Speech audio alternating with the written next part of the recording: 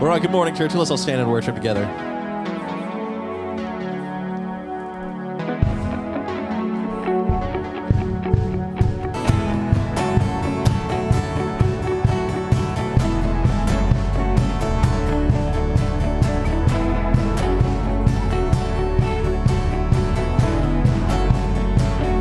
All right, all together. Heaven thundered when the world was born. Life begins and ends in the dust you born. Faith commanded when the mountains move. Fear is losing ground to our hope in you. Unstoppable God, let your glory go on and on. Impossible things in your name, they shall be done. Freedom conquered, all our chains undone. Sin defeated, Jesus is overcome. Mercy triumphed when the third day dawned. Darkness was denied when the storm was gone. Unstoppable God, let your glory go on and on. Impossible things in your name, they shall be done. Unstoppable God, let your glory go on and on. Impossible things in your name, they shall be done.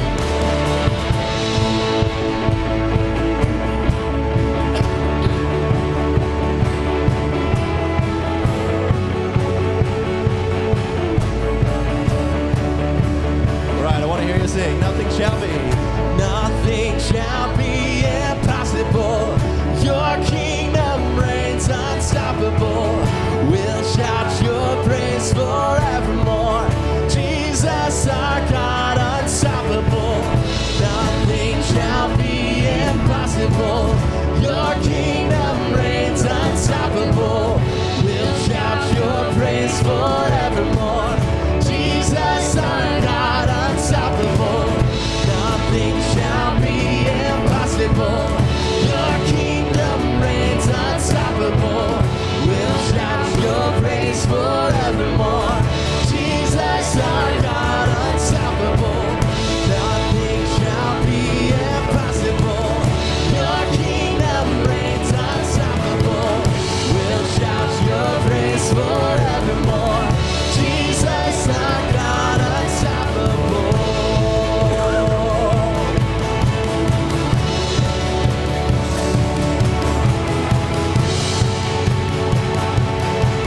Come on, church, all together. Unstoppable God. Here we go. Unstoppable God, let your glory go on and on. Impossible things in your name, they shall be done. Unstoppable God, let your glory go on and on. Impossible things in your name, they shall be done.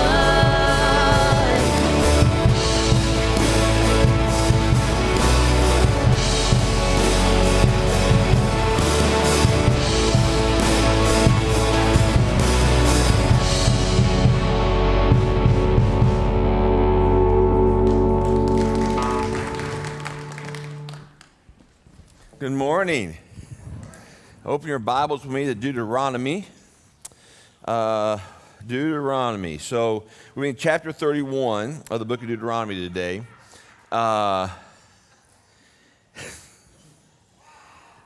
When you're in the lobby, you don't realize that it carries in. It's kind of funny. Well, we went for years without having doors. I don't know if you guys, how many remember the no doors period, right? It's like people out there think they're whispering. It's like it's just whoosh. You know, we have to send people out there and say, be quiet. It's always funny. All right. So we're going to have a new series for this month. And in case you have not, if you've seen your emails, then you know this is true. If you haven't seen your emails, I apologize. But check your emails. I am retiring.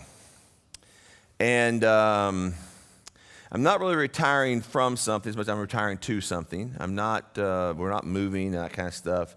The letter explains it. If you did not get an email with that letter, then they're out by the Welcome Center or someplace there'll be letters. You can pick up that letter, hard copy of that today if you want to. But the letter explains it's, I use illustrations like I'm an old truck and, I got a lot of value, but you don't want to take me on a long trip anymore, I spend a lot of times with other churches and pastors and helping them, and I enjoy that and have opportunities to do that, and I want to do that. And at the end of the day, it's time for Cross Church to have another leader. Now, October is going to be hell for me in a lot of ways. And I have a lot of peace and all that stuff. So if I get emotional, like I just, for whatever reason I just did, don't get weirded out by that. Don't make it weird. Just let it be what it is. And then I'll be fine, and then we'll move forward, and then something else will happen. I'll have a thought, or I'll see something, and I'll have emotion again.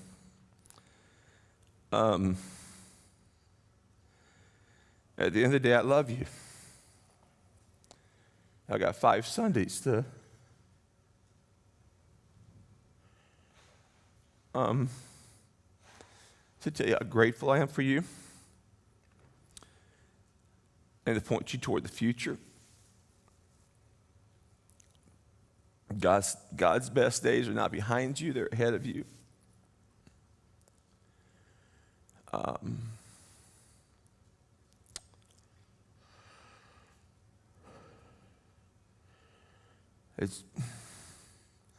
remember when, and I may tell this story multiple times, I don't know. When, I guess it'd be December of 1999. That fall, I've been working through a process from where I was at and decided I was going to resign. And anyway, side point. And this church, at the time was called Carnival Southern Baptist Church. This church had a pastor from Texas coming in view of a call in whatever the week was in December. And so Kathy and I's family's from over here, so we knew we were supposed to be, we was coming back this direction and stuff, or wanted to, And I was even deciding if I want to be in the ministry or not at all, things like that. And we was going through that process. And anyway, I contacted this church, or my dad did, whatever how that all went down.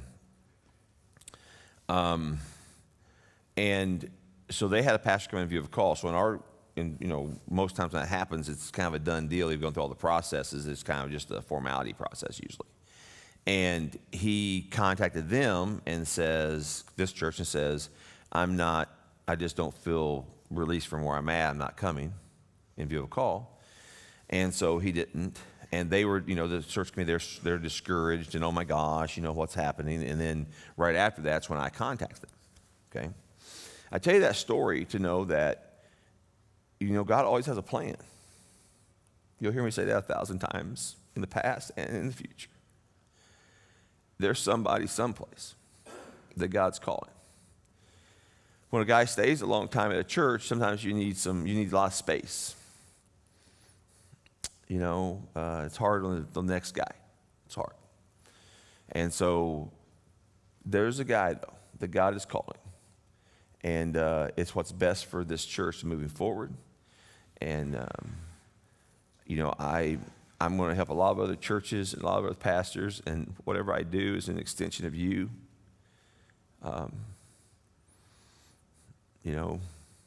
That's how it's been. That's how it's going to be. IBSA guys will be coming in to help you guys transition, and a lot of good stuff's going to be happening. So if I'm talking about something and I start getting a little emotional, just giggle. It'll be okay. All right? I'll suck it up and get through it. So what we're talking about, this is going to be healthy transition. So that's the idea. And today, the title of today's message is Leadership Transitions Are Normal. So I'm going to use scriptures in the Bible of transitions that took place, and we're going to, throughout this series, look at lessons that we can learn from those transitions. Deuteronomy chapter 31, verse 1. This is, one of the classics. Moses is going to transition to Joshua. And he says, Then Moses went out and spoke these words to all of Israel. I am now 120 years old, and I'm no longer able to lead you. That's where we do not make any more jokes. Okay? Now, that could have been point one, right? I am old. No, I'm not old. That's not the point of it, as much as I am tired and I am beat up a little bit, but I'm not old. Got a lot more to do. But I'm not able to lead you. The Lord said to me, You shall not cross the Jordan. I'm not going to the next level. The Lord God Himself, the Lord your God Himself will cross over ahead of you. He will destroy these nations before you, and you will take possession of the land. We're talking about the children of Israel going into the promised land after they've been in the wilderness for 40 years. Everyone that was 20 years and older died because they didn't go in the promised land the first time.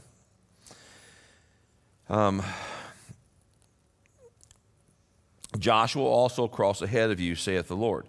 Verse 4.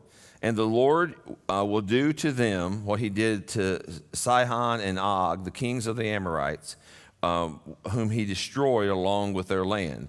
The Lord will deliver them to you, and you must do to them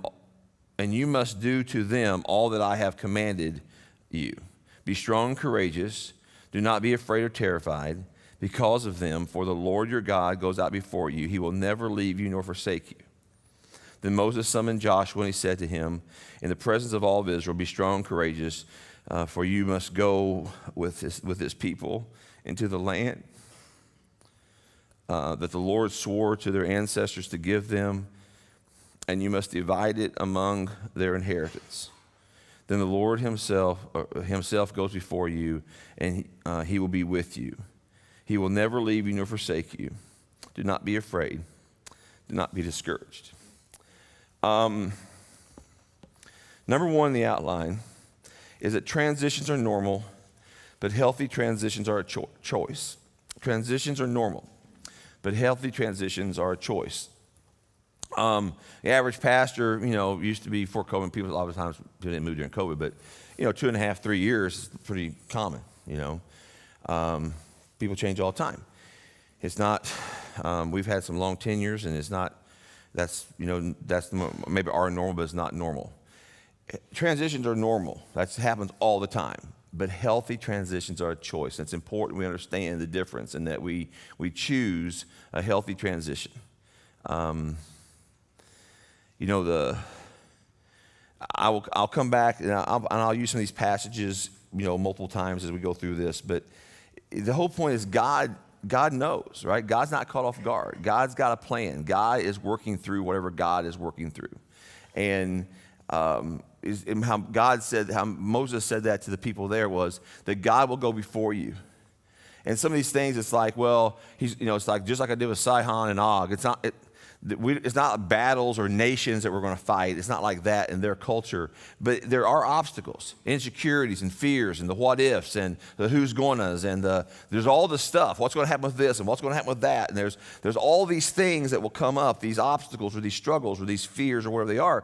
And you just have to understand He's not unaware. He knows exactly what He's doing. He has a plan.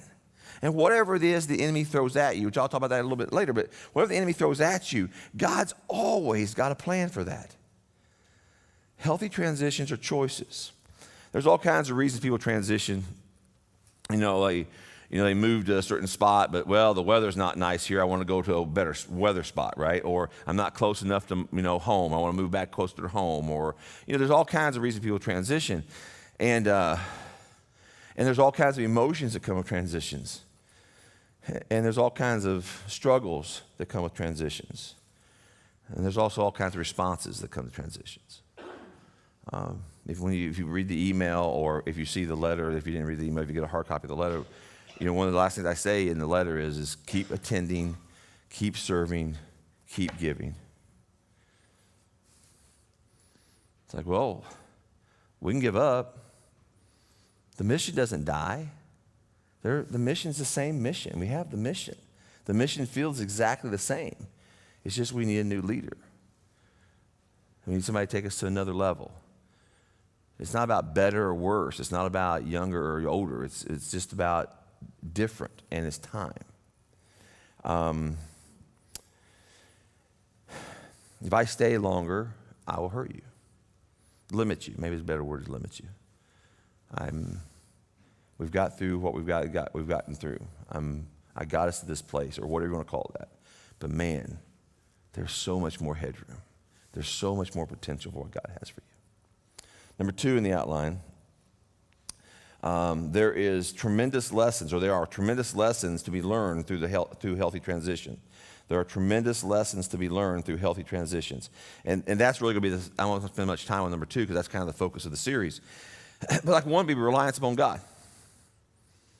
It's easy, particularly when somebody stays a long time someplace, like we just assume everything happens. Everything's going to happen. It'll all be the fine. It'll all be the same as it's always been. It's always going to be fine. It's fine. Everything's fine. And man, sometimes when there's and sometimes you get more nervous than others. Some of you, I'm what you call resilient. I think a certain way. So I understand everybody doesn't do this. Some of you will, though. Some of you think when you see something like that happen, you process it, and you're thinking, oh, it's an opportunity for, and you start thinking about what might happen in the future. And others of you think more negatively, go, oh my gosh, what's going to happen now? Okay? It's just how you think. It's not good or bad, it's just how you think. But at the end of the day, it's about relying on God. And I'll teach you other lessons, bring up other lessons as we go through this, but it's like, this is an opportunity to just learn through the process of certain things, and one of those is to rely on God, not people. That everyone fails you, that everyone will be gone, that everyone will leave you, that everyone will whatever, except for God. He's the one that you can trust. He's the one that's never going to forsake you. He's the one who's always there with you. When a few weeks ago I was talking about how there's great power. For me, there is great power in knowing I'm not alone. And that's one of the things I was trying to say. I'm processing all this stuff. I'm thinking about wherever it might be happening in the future. And it's like, there's great power in knowing I can rely on God because I'm not alone. And the same thing's going to be true for you. I'll come back throughout the rest of the series. Number 3 in the outline, healthy transitions lead us closer to Jesus and closer to one another. Healthy transitions lead us closer to Jesus and closer to one another. Now, in the passage, and they're handling this a little different. It's not Jesus hasn't obviously come on the cross, that kind of stuff yet. But Moses he's trying to encourage them, and he's saying, okay, I can't lead you anymore. God's going to provide another leader because it's going to be Joshua. He says, the Lord your God himself will cross over ahead of you. He will destroy the nations before you, and you will take their inheritance of the land. And he says, Joshua, this leader, will cross over before you. And if you jump down to verse 8, it says, verse 6, be strong and courageous, do not be afraid, not be terrified. The Lord your God goes before you. And that's what I want to emphasize today is the Lord your God goes before you. He will not leave you nor forsake you. In verse 8, the Lord himself goes before you, and he will be with you. He will never leave or forsake you. Do not be afraid, do not be discouraged. Now, okay, so here's what happens. We have moments, opportunities, whatever you want to call it. And we start relying on God, we're going to get closer to Jesus. We have to trust him. What in the world does the future hold? Well, as I said in the letter today, I would tell you, start praying for the next pastor. Whether he comes in 6 weeks or 6 months or 6 years, start praying for the next pastor. Start praying for his family. You start praying for somebody, it changes how you think. Start praying for your church. I've been a part of some transitions in my life as a youth pastor or as a pastor. And as a youth pastor, the churches were able to grow during times of transition. Why was that? Because the people relied on Jesus, and they grew close to one another, and they started working together better. They stopped like, well, I don't have to, someone else will do that. They started going, oh, I guess I need to step up now. You know, there's some really positive things that come from long-term tenure like mine. There's also some negative things that come from long-term tenure like mine. Right? I mean, that's just the reality of it all. I'm not being ugly, that's just the reality of it all. It's easier just to assume, well, somebody will take care of that. And all of a sudden it's like, okay, somebody needs to take care of that. And we start to realize it's my church, not our church. And I got to take responsibility, and I need to pray, and I need to serve, and I need to give, and I need to respond, and I need to get a part of the mission, and I need to be the one who plans events, and I need to be the one who invites people. And I was a part of one church, it doubled without a pastor. You know, so don't think, I mean, it's the enemy, and I'll come back to that again later. It's the enemy whispering to you to think that the church struggles because a pastor's not in place. You're going to have great preaching every Sunday. You'll have good leadership during the week. You don't have to sit and wait, okay? The lie of the enemy is sit and wait, and we'll sit and wait until we see what happens. The church isn't about the guy who stands on the stage. Now, you've been around here a long time. You've heard me say this a lot. It's not what happens on the stage. It's what happens in you. It's who we are during the week that makes us who God called us to be. You're going to learn to rely on one another.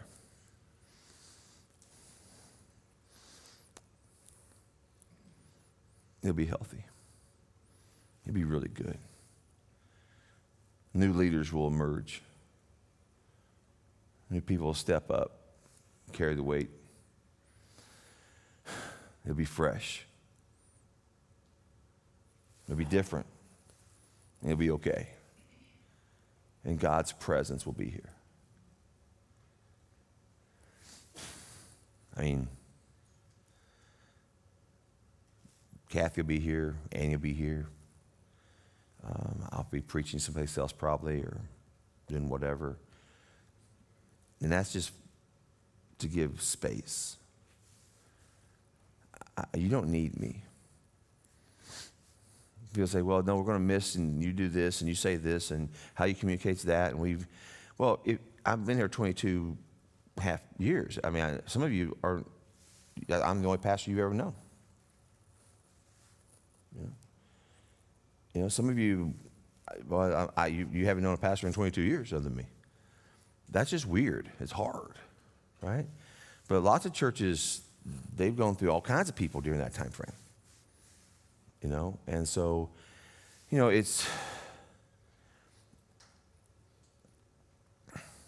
let me give you point number 4, and then I'll tie that together because it's what I want to say to you.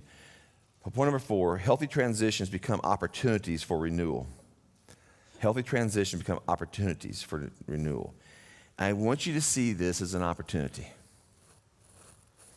And that's what it is. It's not a negative thing. It's like, well, you know, somebody said to me this morning, they said, you know, they congratulated me on retirement, and but they're not happy about me leaving. They're not happy about retirement, but they're happy for me getting, you know, that kind of thing. And okay, it's okay to have all these emotions. That's great. Okay? It's okay to have like personal miss you relationships. It's okay to be like miss how I'm going to communicate, how I communicate, or whatever it is. It's also okay to be like, well, about time. I'm tired of looking at that bald guy. Okay? You know, you need somebody with hair. Like, the next guy needs to have hair, right? I mean, that's kind of you know, you put on the resume, you know, you put on the job search thing, you know, this age range and this kind of education and this kind of experiences and hair. Right? Make that kind of a thing. And so, you know, it's like, by the way, I came here, I had hair. Not much, I had hair, right? So I had hair for a while. And so, ministry will do that to you sometimes. And so it's not so much like we're trying to replace something. It's that we have opportunities. Okay, look at this. What do we do now? What is God's next thing? Let's just think about it from this perspective. It's times like, a lot of rewords, refocus, reprioritize, right? Redream. Like, I don't mean this in a negative sense, but what's kind of become stale to you? What's become so normal you don't see it anymore? One of the things in pastor world that's kind of weird is I can talk to you about whatever I want to talk to you about. Okay, I do it, I explain it, blah, there it was. Okay, it could be the very best thing said in the nation that particular day. But if it's your normal, then you're so used to it, it's just normal to you. It's like, whatever. Okay, it's fine. Okay, the guest speaker guy comes in. And he says the very same thing, and everybody's like, oh my gosh, that was so awesome. That was the best thing ever. Okay, now in pastor, that doesn't bother me at all. I'm cool with that. But some pastors, that really bothers them because it's like, I just said that 2 weeks ago. Sometimes it's just fresh. It's just new. It's a new voice. It's a different thing. It's a different tone. Whatever it is, it just is different. Okay, that's not bad. It's that when you start hearing me talk and you hear, I know you guys never do that, but right? Oh, I've heard that story before. Well, I've only got so many stories. I've heard that story. That's just how we are, right? How many times can I explain to you next steps or, what's this right here? Everybody know, right? Right? I'm not going. If I'm here 700 years, I'll still be saying comfort zone, right? That's just how that works. New guy comes in, he is not allowed to use hula hoop example as the comfort zone, right? Just put that thing and just say right up front with him. You can't say it that way. You got to have your own illustration, okay? But if he walks up and did that, like for instance, let me explain to you about comfort zones. You guys would all giggle because he would have no idea that we've been doing that for 22 years, right? It's opportunities that everything's the re-word. Whatever the priorities have been, it's time to reprioritize. You get to handpick somebody. God is going to bring people, you're going to process, you're going to do all the things, and you're thinking, hey, this is what we're looking for. This is what we think God is calling us to. You're going to be praying for this person. It's going to re-energize many of you. Let's go through the list. It's a lot of re-words, whatever the word may be. It's going to release some of you into ministry that have been holding back a little bit. A lot of re-words. See it as an opportunity. It's an opportunity to, ever what that thing is that God stirs in you. I'll just use the word redream for now.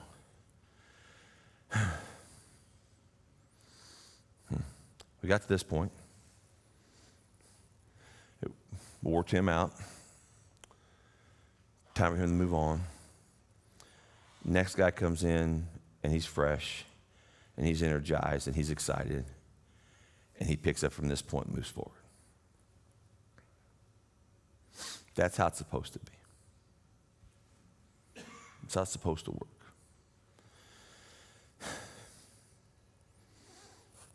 When you start praying, you'll pray differently. It's like when there's an unknown, we start asking God different kinds of questions. Like, what in the world are you doing? You're forced to trust Him. For some of you, there's going to be fear. For some of you, there may be excitement. Just trust Him. Just trust Him. See the opportunity for what it is. I don't know what God's going to do tomorrow. I got ideas. Like for me, it's the same way. Kind of talk about me for a second.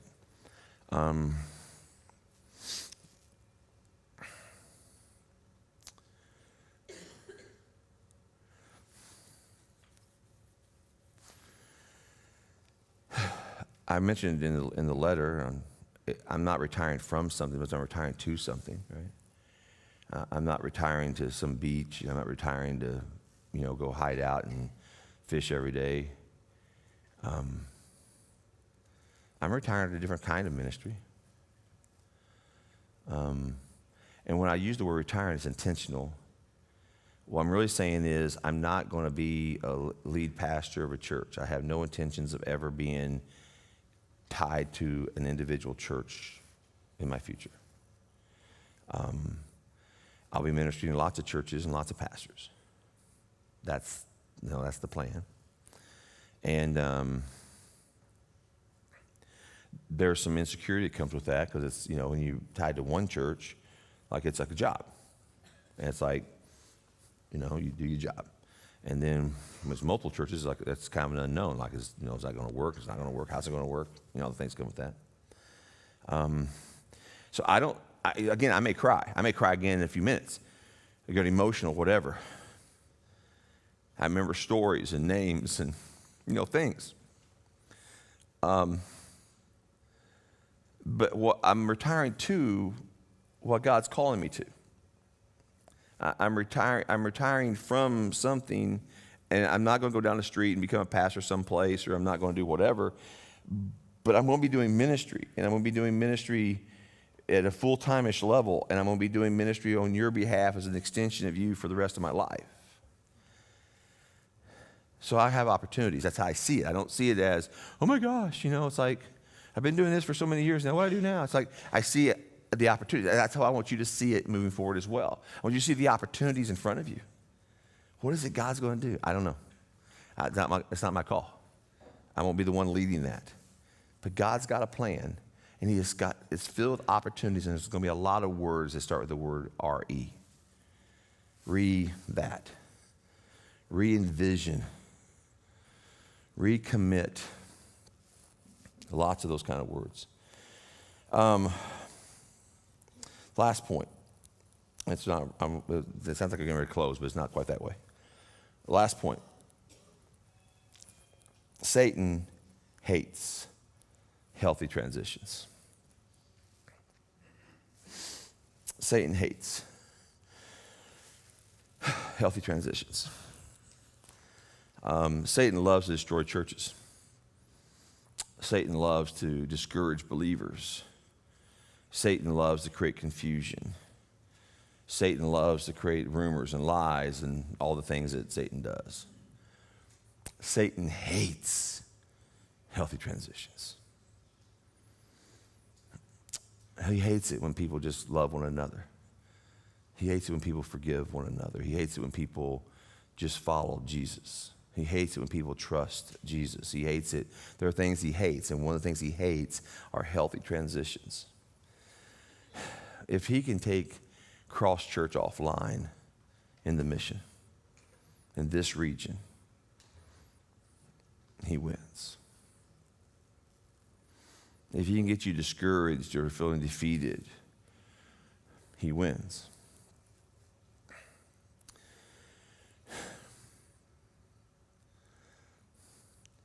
That's not the number one reason I want us to make a healthy transition.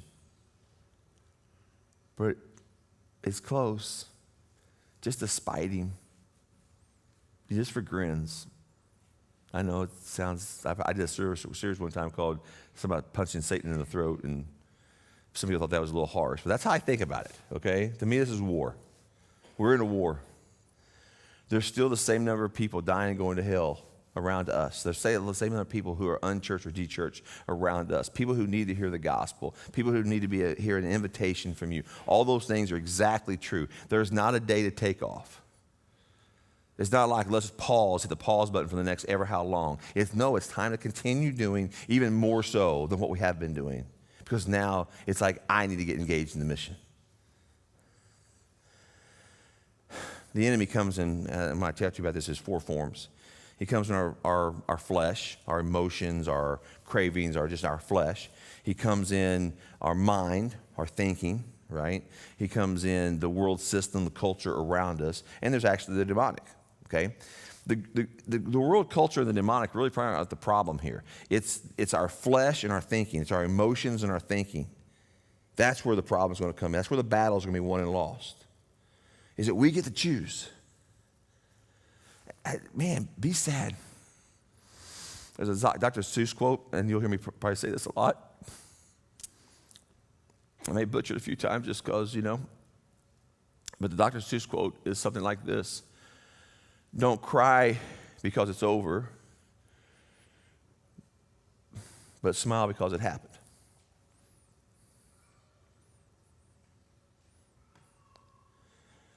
Think about all the things that God has done in and through you. All the transitions have been made. All the people that have been reached.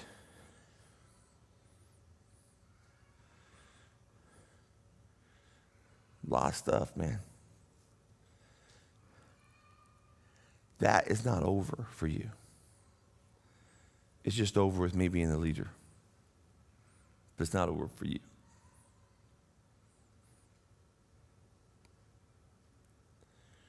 And man, the mission's just the same.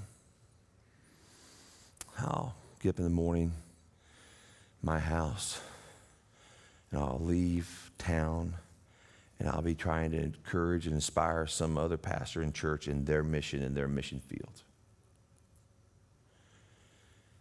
And there'll be people that are coming here to help inspire you in your mission field.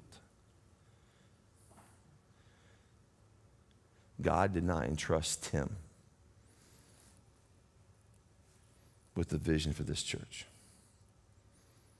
God did not make that up with Tim, that here's what we need, here's the mission moving forward this church.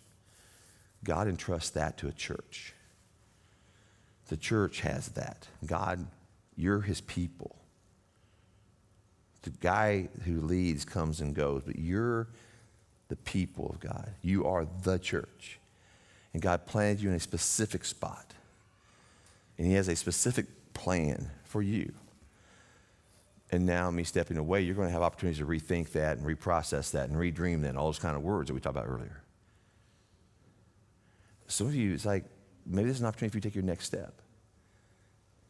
Remember how we ended last week's message was that God's promise is on the other side of your next step.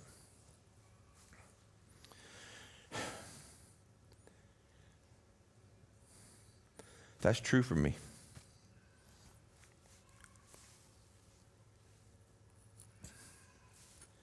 I am dying. I got emotions and thoughts and stuff as it relates to you.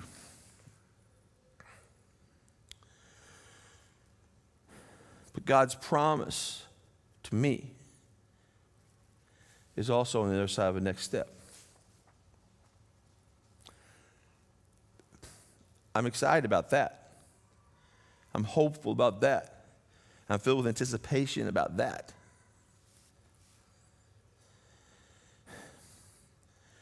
You may be on the opposite side of that, and you're saying, okay, we feel emotion about this transition that's taking place. But what you have to understand corporately as a church, God's promise to you is also on the other side of that next step. And so one of these days as we take this next step, and I'm over here and I'm doing whatever I'm doing, and I'm, God's using me to do da-da-da-da and whatever, and I'm going, okay, I feel satisfaction and peace and fulfillment in all this. This is great, and then what God's called me to do, and it's less wear and tear on me and all those kind of things, and we're doing great. Thank you, Jesus. It doesn't mean that I don't have the same emotions about that. It just means that I'm just taking the next step. And if God asks me to take a next step like this, he's not doing that because he wanted to hurt me or hurt you. He's doing it because he has a better plan.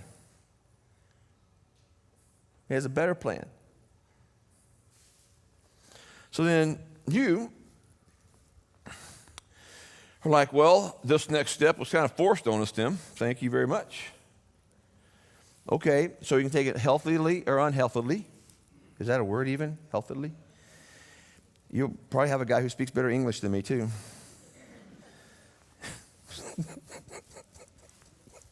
Hair speaks well. It's horrible. Anyway, so you're taking this next step, and I believe we're going to do it in a healthy way. I mean, that's who you are. I trust you.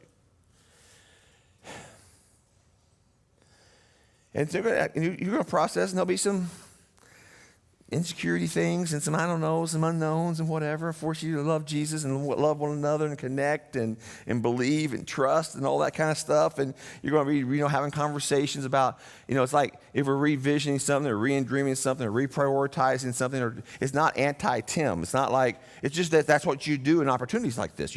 It's not like Tim said that the mission was this and therefore that's what it has to be. It's like you need to redecide. Is that what you guys want? Okay? Anyway. Somewhere you're going to get down here, new guys here, you're baptizing people, and the church is filling back up, and that may even happen in the interim period with people coming in, and you're like, man, this was the right thing. That doesn't belittle or whatever what has happened in the past. It just means that we're where we're supposed to be today. That's all it means. That there's a next step. For you personally, there's also next steps. And what are you going to do? What is your next step? And I pray during this season at times we keep talking about next steps and how God's going to do whatever and how he's going to use us and all those kind of things. I pray that in this window of time that you're consciously processing your specific next step. It's not time to disengage, it's time to re-engage. It's not time to walk away, it's time to recommit. It's not time to miss church more, it's time to be here more. It's not time to serve less, it's time to serve more. It's time to let God stir you to be the people of God for his glory. It's never been about me. And if it has been about me, at any point I apologize for that because that's not the point. It's about Jesus and what he wants to do in and through you for his purposes. Let's pray. Heavenly Father, I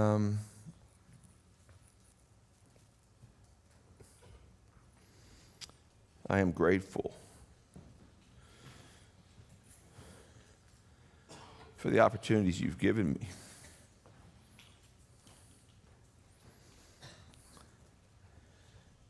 I'm extraordinarily grateful for the opportunity of being the pastor of this church.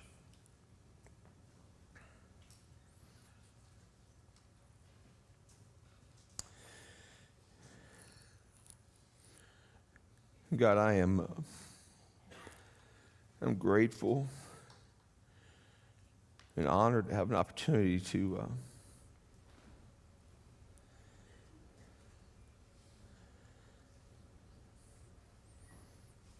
make way for what's next, for who's next, for an amazing period of transition.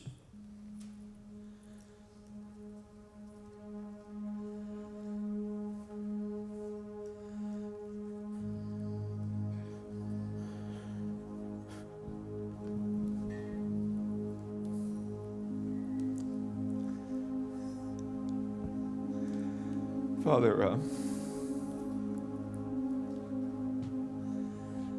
God, I pray they thrive.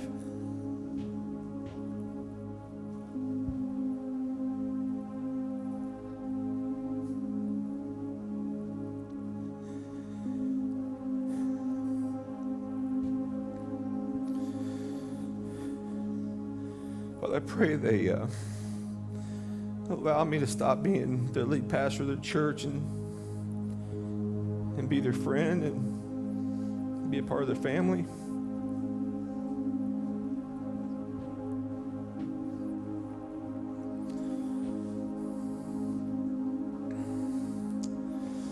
Father, I pray that they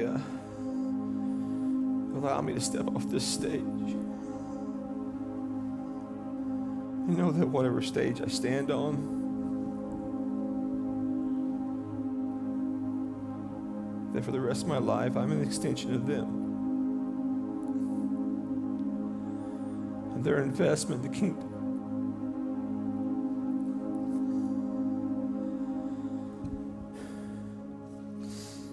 God, we have the 4 songs we always close with.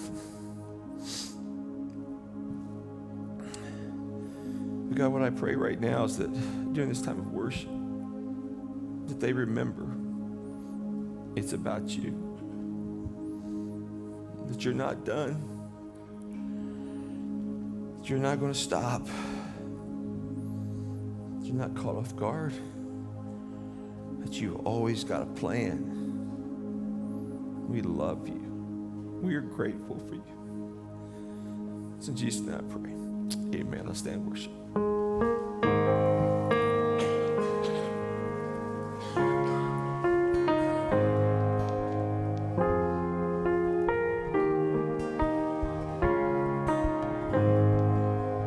Let the King of my heart be the mountain where I run, the fountain I drink from. Oh, he is my song.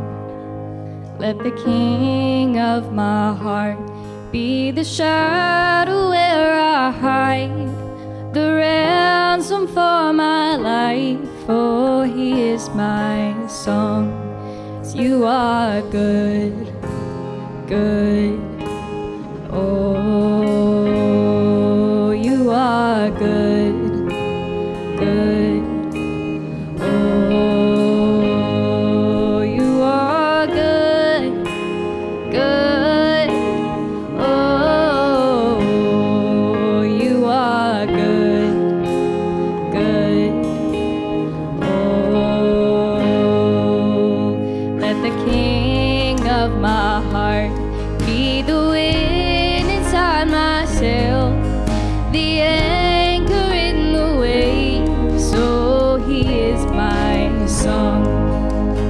Let the King of my heart be the fire inside my veins, the echo of my days. Oh, he is my song. Let the King of my heart be the wind inside my sails, the anchor in the waves. Oh, he is my song. Let the King of my heart be the fire inside my veins, the echo of my days. Oh, he is my song. 'Cause you are good, good. Oh, you are good, good. Oh, you are good, good. Oh, you are good, good.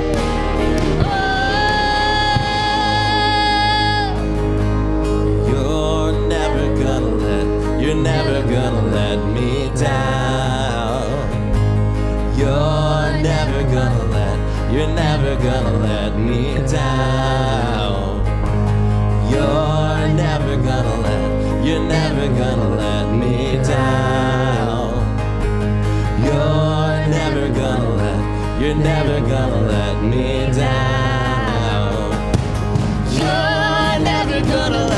You're never gonna let me down. You're never gonna let me down. You're never gonna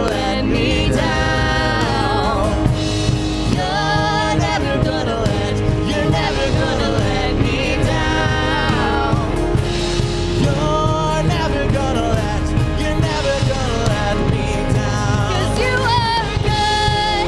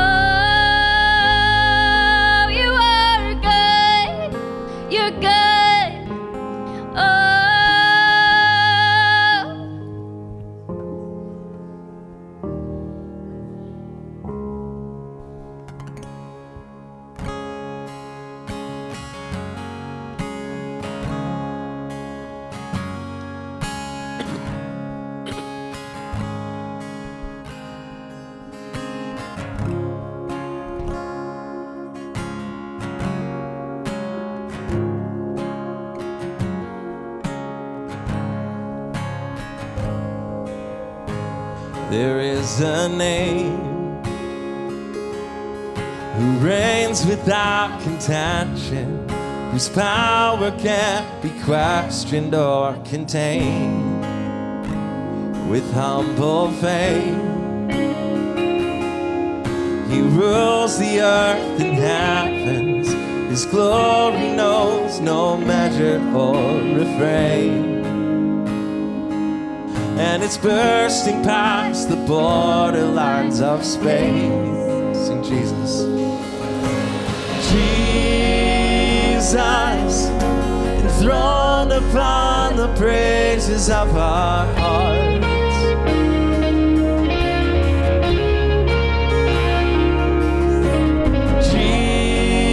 Jesus, you're the King and you're the center of it all. There is a name reaching past the margins, calling sons and daughters back to him. And as he saves, we can hear the roar of heaven as prodigals are coming home again. Oh, the triumph of his name will never end.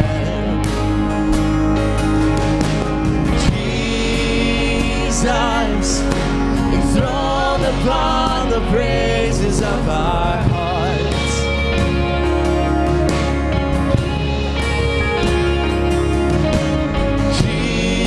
Jesus, you're the King and you're the center of it all.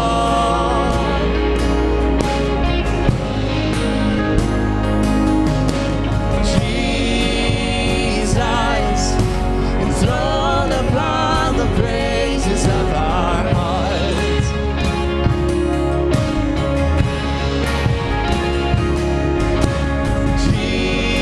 Jesus, you're the King and you're the center of it all.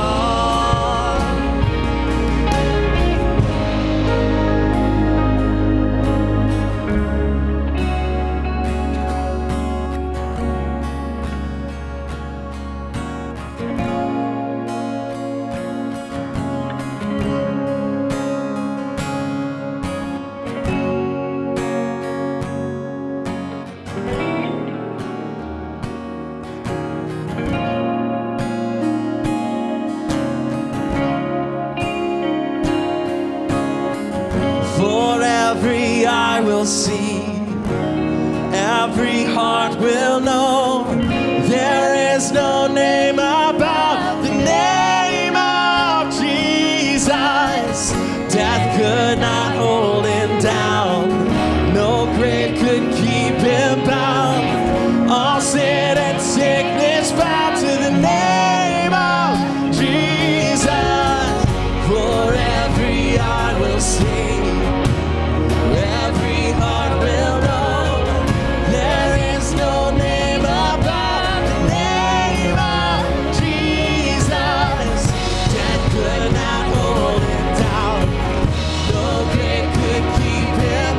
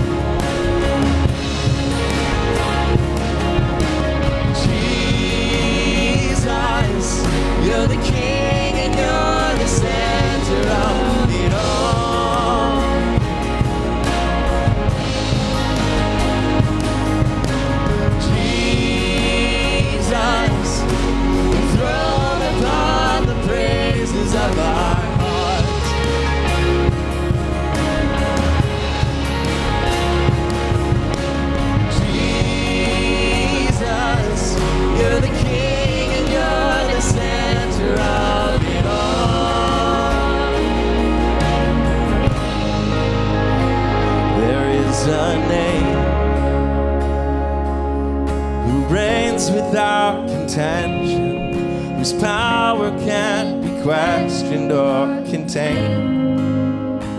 With humble faith,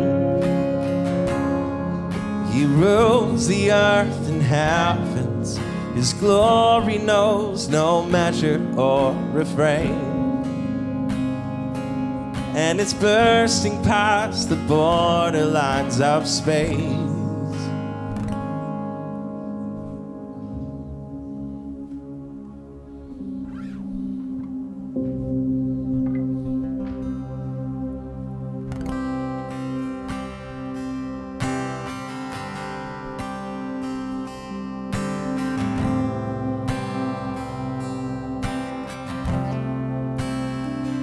I need you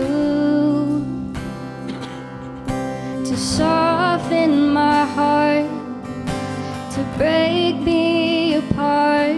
I need you to open my eyes, to see that you're shaping my life. And all I am, I surrender. Give me faith to trust what you say, that you're good and your love is great. I'm broken inside, I give you my life.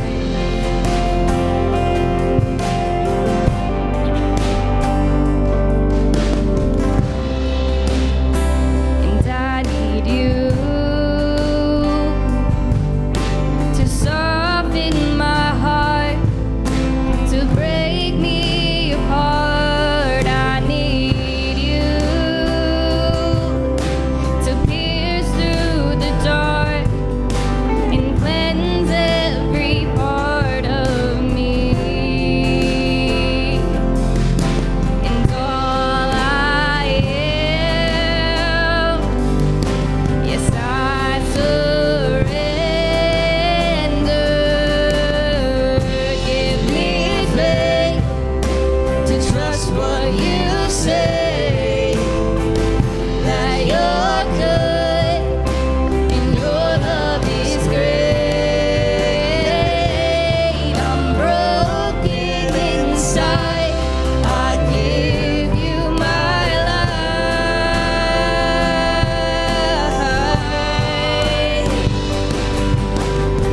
'Cause I may be weak, but your spirit's strong in me. My flesh may fail, but my God, you never will. And I may be weak, but your spirit's strong in me. My flesh may fail, but my God, you never will. Give me faith to trust what you say, that you're good and your love is great. I'm broken inside, I give you my life.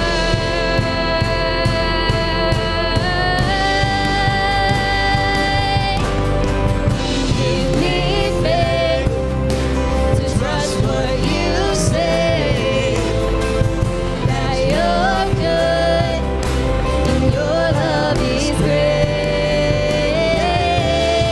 I'm broken inside, I give you my life.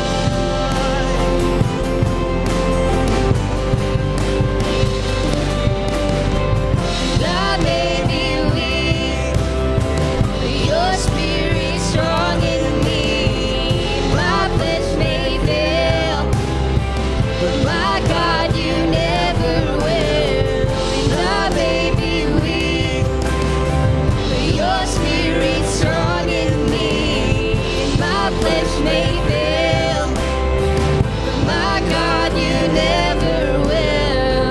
Give me faith to trust what you say,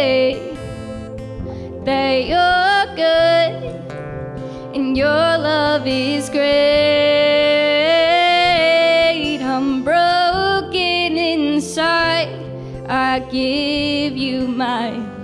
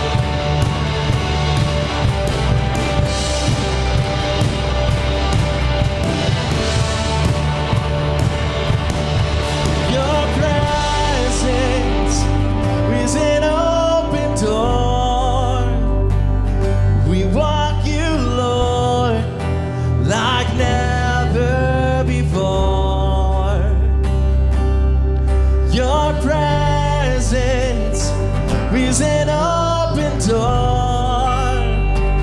So come now, Lord, like never before.